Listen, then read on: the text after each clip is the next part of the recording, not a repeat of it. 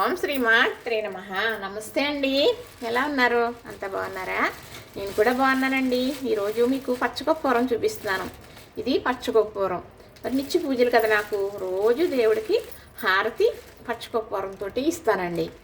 ఈ ఈ కర్పూరం బిళ్ళలు కూడా తీసుకొస్తారు మా వారు. ఇవి ఎందుకు అంటే చెబుతాను మీకు.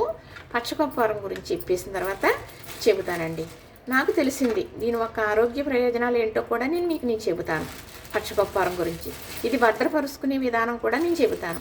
ఎందుకంటే పచ్చకర్పూరం గాలి తగిలితే చాలు ఆవిరైపోతుంది, నీరైపోతుందండి.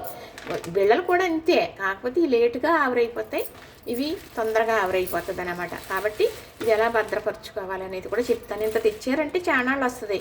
దీన్ని ఆవిరవ్వకుండా నేను భద్రపరుస్తాను ఎలాగనేది నేను చెబుతాను. అయితే దీని యొక్క ప్రయోజనాలు ఏంటంటే, ఇంతకు ఇలా పెట్టేస్తున్నానంటే గాలి తగిలితే అరాయించిపోతుందండి, అది కరిగిపోతుంది అనమాట. అయితే ఇప్పుడు ఈ పచ్చకర్పూరం వల్ల మన ఆరోగ్యానికి చాలా మంచిది.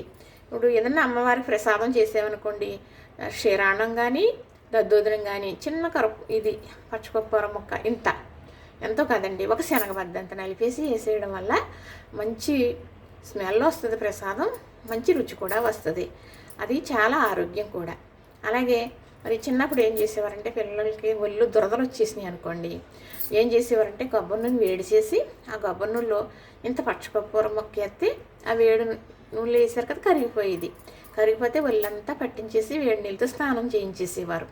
చక్కగా అలాగ 4-5 మాటలు చేసినప్పుడు దురద అనేది తగ్గిపోయేది. అయితే మళ్ళీ మనం ఏం చేయాలి అంటే, స్నానం చేస్తాం కదా, స్నానం చేసేవాళ్ళు వేడి నీటిలో చేస్తారు, ఒక్కొక్కరు సన్నీటిలో చేశారనుకోండి. ఆ వేడి నీటిలో కనుక ఆఖరు మొగ్గు నీళ్ళు పోసేసుకున్నాం అనుకోండి, తల మీద నుంచి ఒళ్ళంతా చక్కగా మంచి సువాసన వస్తుంది, మంచి ఆరోగ్యం, శరీరం ముడతలు పడకుండా కాంతివంతంగా ఉంటుందంట. అరే మా అమ్మగారు కొంచెం నీటిలో వేసుకోవటం తెలుసు, కానీ ఇలా కాంతివంతంగా ఉంటుందని అందుకు వేసుకుంటున్నారని అప్పుడేం తెలుసండి, చిన్నోళ్ళం కదా. అయితే మీకు నిజం ఉదయం సాక్షిగా చెప్పాలి అంటే, మా అమ్మగారు తవలపాకు పండుగ అయిపోతే ఏ కలర్ ఉంటుంది అలా ఉండేవారు.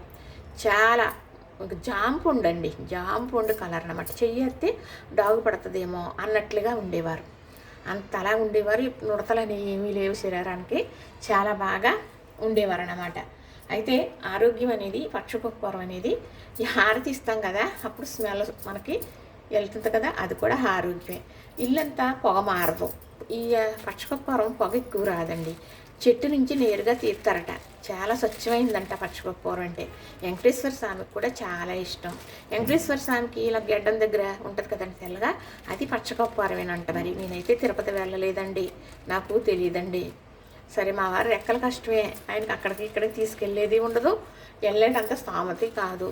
పిల్లలు అయ్యి ఉన్నారంటే వారు వెళ్తారు వస్తూ ఉంటారనుకోండి. అయితే ఈ బిళ్ళల గురించి చెప్పనా. ఈ కర్పూరం బిళ్ళలు కనుక మనం ఆసి ఇచ్చామనుకోండి, పొగ ఎక్కువ వచ్చేస్తుంది. ఆ పొగ మన ఆరోగ్యానికి కూడా మంచిది కాదు. తర్వాత నేను ఈ బిళ్ళలు ఎందుకు రప్పించాను అంటే, ఇప్పుడు మనకి రూమ్ అంతా క్లీనింగ్ చేసుకుంటాం కదా, తడిగుడ్డ పెట్టుకుంటాం కదా, అట్లాంటప్పుడు ఆ రూమ్ చుట్టూను ఈ బిళ్ళలు నలిపేసి పొడి వేసినట్లయితే మనకి లక్ష్మీదేవిని అడయాడినట్లు ఉంటుంది. చీమలు, దోమలు, పురుగులు రావు. అందుకు ఈ బిళ్ళలు అలా వాడతాను నేను. ఇల్లంతా తడిగుడ్డ అయిన తర్వాత అలా, లేదంటే వేడి నీటిలో వేసేస్తే కరిగిపోతుంది. కొంచెం కరిగిన తర్వాత నీళ్ళు చల్లారుతూ ఉండగానే నేను స్ప్రే కొట్టినట్టు కూడా వేసేస్తూ ఉంటాను అనమాట అండి. అమావాస్య లక్ష్మీ పూజకి లక్ష్మీదేవి బలమని అలా చేయటం అలవాటు అయిపోయి అలా చేస్తూ ఉంటాను. అయితే ఈ భద్రపరిచే విధానం చెబుతానండి. ఇప్పుడు కర్పూరం గురించి మనకు నేను చెప్పాను కదా మీకు, ఆరోగ్యపరంగా నాకు 2-3 తెలుసండి. చాలా రకాల ప్రయోజనాలు ఉన్నాయంట వీటికి. నేను నిత్యం వాడుకోవటానికి ఇలా పెట్టుకుంటానమాట. ఇదిగోనండి, ఇంకా ముందు కొంచెం ఇలాగ ఉన్నది అంటే ఇంకో బిళ్ళలో నేను అలా వాడుకుంటాను కదా. ఈ బిళ్ళలు కూడా ఇలానే భద్రపరచుకోవాలి. ఎలాగనేది మీకు నేను చెబుతాను. ఇప్పుడు చక్కగా ఇందులో మిరియాలు వేయాలండి, అలాగే బియ్యం కూడా వేయాలి. వేసాం కదా, ఇప్పుడు ఇలా వేయడం వల్ల ఇప్పుడు ఇందులో కనుక ఈ కర్పూరం పెట్టేసామనుకోండి, కవర్తోటి పెట్టేయాలి. ఎందుకంటే డబ్బాలో ఇప్పి పోసామంటే మనకి నీరైపోయి కరిగిపోతుందండి. ఇదిగో ఇంతే, ఇలా పెట్టేసామనుకోండి. ఇప్పుడు ఇది కర్పూరం కరగకుండా గాలి తగిలితే ఈ బియ్యం వేసాం కదా మనం, ఈ బియ్యం ఈ మిరియాలు చిన్నవి అయిపోతాయండి, అవి కరుగుతాయి. తెలుసా మరి? ఇలా గట్టిగా ఉండాలి, టైట్గా బాగా గట్టిగా ఉండాలి.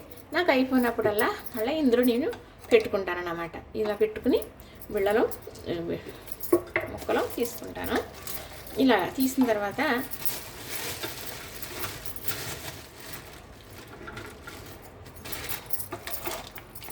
ఇలా కవర్లోనే ఉంచుతాను అనమాట అండి, ఎందుకంటే కరగకుండా ఉంటుందండి. చూసారు కదా, ఇంతేనండి. ఇందులో కొంచెం వేస్తానండి, ఇలాగా కరగకుండా ఉంటుంది అన్నమాట. చూసారు కదా, ఇలా కరగకుండా ఉండాలంటే బియ్యం ఇలాగా మిరియాలు వేయడం వల్ల అవి చిన్నవి అయిపోతాయండి, అవి కరిగిపోతాయి, ఇవి కరగవు. చూసారు కదా, ఇంతేనండి. కూర అయితే ఇలా భద్రపరుచుకుంటాను. ఎక్కువ తేవద్దండి అంటాను నేను, కరిగిపోదులండి, నేను ఇలా చేస్తాను కాబట్టి. ఇప్పుడు ఈ బియ్యం వల్ల ఈ మిరియాల వల్ల కరగదు. ఇంకా మనకు కావాల్సినప్పుడు మళ్ళీ కొంచెం తీసుకోవడం, ఈ డబ్బాలో పెట్టుకోవడం. ఇలాగే ఈ బిళ్ళలు కూడా ఇందులో వేసేసుకుంటానన్నమాట. ఈ బిళ్ళలు కూడా ఇందులో వేసేస్తాను. ఇలా పోసేస్తానులేండి, ఈ కవర్లతో ఏం పెట్టను, పర్వాలేదు. ఇవి అంత గుమ్మును కరగవు, మనకి పచ్చికొప్పూరం కరిగినంత ఈజీగా ఇవి కరగవు. మనం మిరియాలు ఇలా బియ్యం గింజలు వేయడం వల్ల కరగదండి. చక్కగా ఇలా చేసుకున్నాను. ఇవి అలా వాడుకుంటాను, ఈ డైలీ వాడుకుంటాను, ఇది కావాల్సినప్పుడు తీసుకుంటాను. నేను ఇలా వాడుకుంటానండి పచ్చికొప్పూరం. చూసారు కదా, నాకు తెలిసింది చెప్పాను. లైక్ చేయండి, షేర్ చేయండి, సబ్స్క్రైబ్ కూడా చేసేయండి మరి.